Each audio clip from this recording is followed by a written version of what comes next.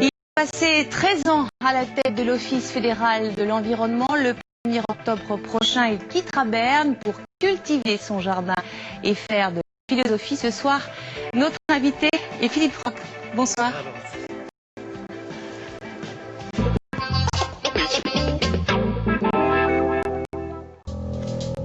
Philippe Roch, ou l'homme aux trois visages. Nous avons édité une brochure.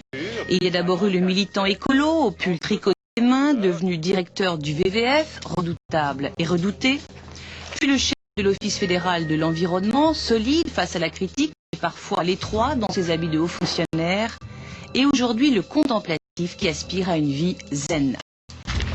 Si Philippe Roch est cohérent dans ses choix philosophiques, il est souvent énigmatique, voire même paradoxal dans ses choix politiques. Adolescent déjà, alors qu'il se passionne pour l'écologie, au point de monter la première section genevoise du WWF dans la cuisine de ses parents, il s'engage au PDC, tradition familiale oblige. Un choix politique qu'il n'assume plus quelques années plus tard. Ses activités au WWF prennent le dessus, c'est sa période boy scout. Regarde ce que j'ai trouvé dessus. Qu'est-ce que c'est ça? Eh bien, ce sont des crottes de lièvre. Ah bon?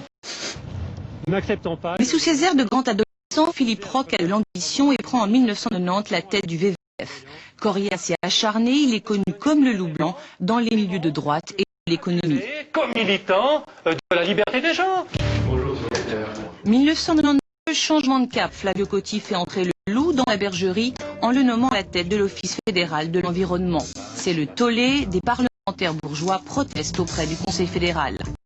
Il faut dire qu'à ses débuts, Philippe Roch va fort en prônant d'emblée le litre d'essence à 5 francs, en accusant l'État du Valais de ne pas respecter les lois en matière d'aménagement ou en révélant un projet de taxe sur le CO2 alors que celui-ci n'avait même pas encore été approuvé, ce qui lui valut un savant de Dreyfus. Mais avec le temps, le félin vert devient agneau. Il apprend à composer avec le politique, l'économie et les médias, au point même de verser dans la langue de bois.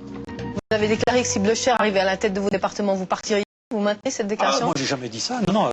Il paraît que les fonctionnaires auraient dit ça. Moi, j'ai jamais dit ça. Moi, je m'accommoderais très bien. Vous pourriez travailler avec Blocher? Oui, tout à fait. Moi, j'ai aucun problème avec les personnalités qui sont au Conseil fédéral.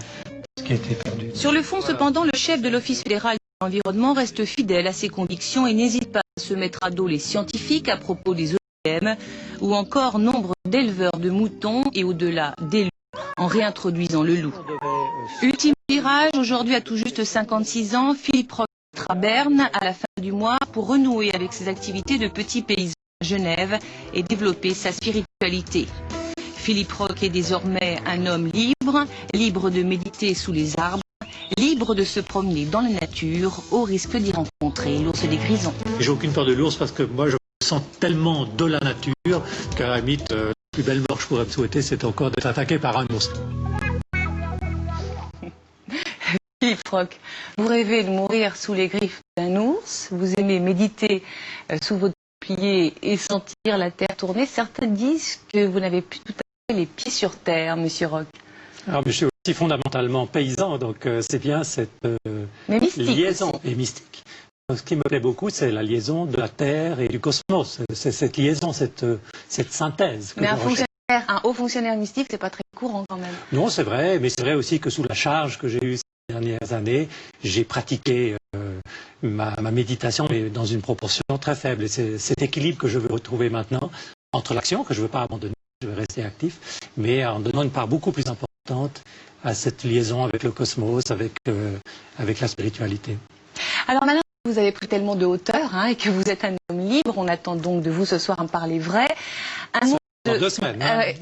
Vous êtes quasiment libéré de vos droits de réserve, oui, on peut le dire comme ça. Oui. Un politique genevoise, puisque les élections approchent, franchement, votre pseudo-candidature PDC au Conseil d'État, c'était un peu de la mise en scène au fond.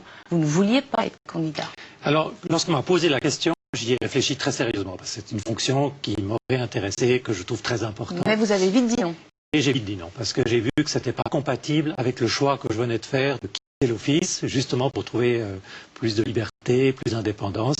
Et donc, vous dites ce soir que c'est un petit peu pour faire mousser la campagne. Ça a duré un peu plus longtemps que nécessaire, de manière, disons, il y a eu la presse qui s'y intéressait, on a ça faisait de la pub. Et puis ça a lancé la campagne, c'était assez important. Il ne faut pas que la politique soit trop sérieuse, parce que les gens s'ennuient et ne vont pas voter. D'accord, autre petite mise au point, on se souvient de vos propos retentissants sur le parti radical, le qualifiant de parti de droite extrême. Vous confirmez ce soir? Alors c'est un mot malheureux que j'ai utilisé un peu dans un moment sous la pression de l'interview, un peu confus. Mais sur le fond, ce que je voudrais exprimer, c'est qu'effectivement, au moment où on se posait la question, surtout sur le plan national, de la redistribution des forces politiques après les succès de l'UDC, je trouvais que le Parti radical avait un peu un double langage, se prétendant parti du centre et voulant tout le temps imiter l'UDC, notamment à des élections. Trop à droite. Donc trop à droite. Et c'est ça que j'ai voulu exprimer avec un mot un peu fort, c'est vrai. Mais vous confirmez en quelque sorte? Ah, la tendance, oui. D'accord.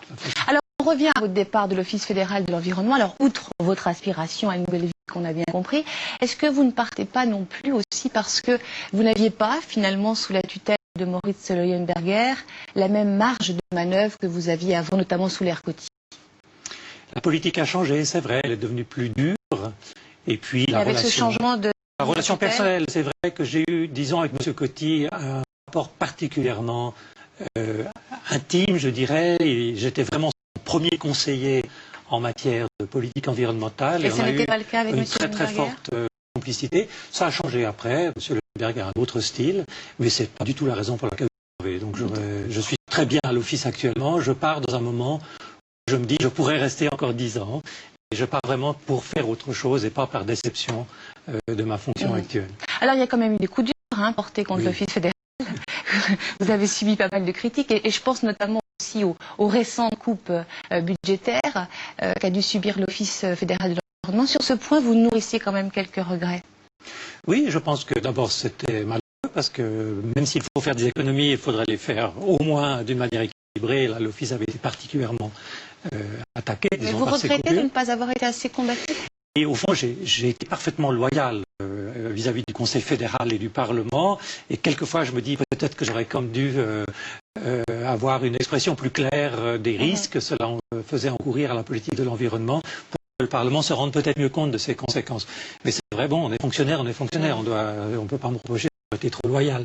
Alors sur votre bilan écologique, votre grand succès, c'est la loi sur le CO2, une loi très ambitieuse. En revanche, vous avez échoué sur la taxe CO2 sur les carburants que vous prônez depuis plus de 10 ans et qui s'est fait torpiller par le centime climatique. Ça, c'est quand même votre grand échec? Oui, en quelque sorte. Disons, dans le climat politique actuel, je pense que ce que le Conseil fédéral propose maintenant est le meilleur possible dans le climat politique. Mais c'est pas aussi une façon de se dégager de ces promesses d'antan? Oui, enfin pas de ma part, puisque c'est pas moi qui prends la décision. Mais de la part du gouvernement? Le gouvernement, lui, j'entends, il y a un équilibre politique. Je crois que M. Leuenberger n'a pas caché, lui, que lui souhaitait aussi la taxe sur les carburants. Et puis finalement, il y a un consensus du Conseil fédéral, qui est le système politique. Mais c'est vrai que c'est dommage, et c'est vrai que le centime climatique était une initiative très intelligente de la part de l'Union pétrolière, qui a réussi, par cette initiative, à présenter une alternative à la taxe, et finalement d'échapper à la taxe, en tout cas pour l'instant. Puis il ne faut pas oublier que le Conseil fédéral a décidé que si en 2 ans, le centime n'arrivait pas à remplir ses objectifs, que la taxe pourrait être... En attendant, on perd du temps quand même, parce que vous savez mieux que moi que sans la taxe CO2 sur les carburants, la Suisse n'arrivera pas à remplir les objectifs de Kyoto, qui sont de réduire de 10% les émissions de gaz à effet de serre. Globalement, nous allons les atteindre, je pense, même avec le centime climatique. Le problème, c'est que le secteur qui augmente le plus les émissions, c'est le secteur des transports, et c'est justement ce secteur-là auquel on fait attention, et en plus, l'argent qu'on va récolter avec le centime climatique va être investi dans d'autres secteurs. Donc on accepte au fond que le secteur des transports augmente ses émissions de CO2, et ça c'est très regrettable. Bien sûr, politiquement c'est un échec pour nous tous. Qu'est-ce qui s'est passé? À la fin des années 80, la Suisse était très avant-gardiste en matière de lutte contre la pollution, et aujourd'hui elle se fait non seulement rattraper par l'Union européenne, mais dépassée. Comment vous expliquez ce recul? Le fait que l'Union européenne nous rattrape et nous dépasse, ça je l'avais prévu dès les premières votations sur l'Europe, lorsque je n'étais même pas encore à Berne, et au fond ça me réjouit beaucoup. Ça veut dire que l'Union européenne a fait des progrès considérables. Là vous voyez le côté positif des choses. Oui, mais il faut pas oublier que l'Union européenne est un petit peu plus importante que la Suisse, mondialement. Et pour les pourquoi on a reculé comme ça? Alors, on n'a pas reculé, mais on a eu cette politique de vouloir dorénavant suivre l'Union européenne d'une manière systématique, donc on ne prend plus de mesures qui vont au-delà de l'Union européenne dans aucun domaine, à moins que ce soit absolument indispensable. Un des derniers échecs, c'est le filtre à particules. On aurait pu très bien imposer en Suisse, et pour l'instant, on y a renoncé parce que l'Union va l'imposer. En même temps, sur certains plans, l'Union européenne fait mieux que la Suisse, parce que la moitié des pays, je crois, ont des taxes sur les carburants. Alors ça, c'est très variable. d'un pays à l'autre, c'est pas l'Union en tant que telle, mais c'est chaque pays individuel. Bon, il faut dire que la Suisse a quand même, en comparaison, des taxes aussi fiscales relativement élevées sur les carburants. Donc sur ce point, on ne peut pas dire qu'on est vraiment en retard. Et c'est vrai qu'on n'a plus le dynamisme et, disons, le courage qu'on avait peut-être il y a 10 ans. Est-ce que ce recul, de manière générale, est dû aussi au changement politique qu'il y a eu en Suisse? Je pense évidemment à la montée de l'UDC, qui n'est pas féru d'écologie. Vous me disiez en préparant cette émission que finalement il n'y avait plus vraiment d'hommes politiques qui avaient de grandes visions d'avenir dans ce pays. Moi, il me semble qu'on est dans une période un peu triste de la politique. Les débats sont relativement simplistes et c'est vrai, on a l'impression qu'il n'émerge pas une vision pour l'avenir de ce pays, alors que je suis convaincu que ce qu'on peut rassembler sous le nom de développement durable, qui est au fond une politique environnementale progressiste, une politique sociale solidaire, puis une politique économique dynamique qui va avec, c'est vraiment un complexe qui pourrait faire le succès de la Suisse.